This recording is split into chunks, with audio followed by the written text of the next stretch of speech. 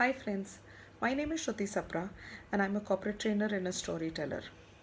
During my growing up years, I had a dream that I would stand on a podium and talk and people would listen.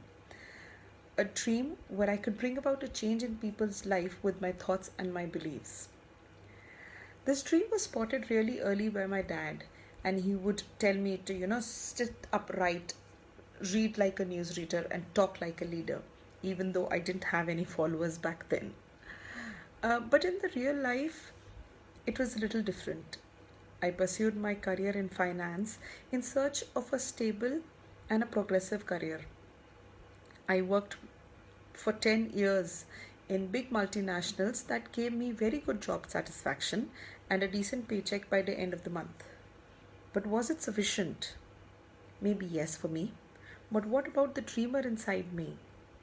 I would very often ask that question to myself. But I could not find answers because the answers were very different. The answers were not in line with the standard principles of the society. It wasn't easy to quit a settled corporate job and venture into completely unexplored waters. So I could never find that courage. As a dreamer, you sometimes run the risk of thinking differently. It is probably a personality trait, a lifestyle, or maybe even a habit. You run the risk of the fact that your life is going to be very different than a lot of people around you. But I think that it is fine. You need to embrace that and not deny it. So while I was still looking for some answers, one day my boss, who was also my coach and my mentor in the organization, he had quit and it was his farewell function. Everybody was sharing their thoughts, and I also kind of shared my thoughts, and I spoke for about 10 minutes where I shared a lot of instances and examples how he had helped me. There was one wherein I'd made a big mistake in the organization, and he made sure he forced me to own up that mistake, and later on shielded me from a lot of negativity that came my way because I'd made a mistake. Or later on, once where he pushed me to go out of my comfort zone and accept big projects, and then made sure that I delivered them on time. And that's the kind of impact he had in my career in the last 2 years. Once this function was over, I was really surprised to see that I'd received a lot of emails from people saying that how they really appreciated the way I had shared my stories. And there was one email that said that they're now willing to take their bosses, their tough taskmaster bosses, as their coach and mentors. There's another one that said that how they are now willing to handhold their juniors, to coach them and mentor them to bring about a change in their life. It was really exciting.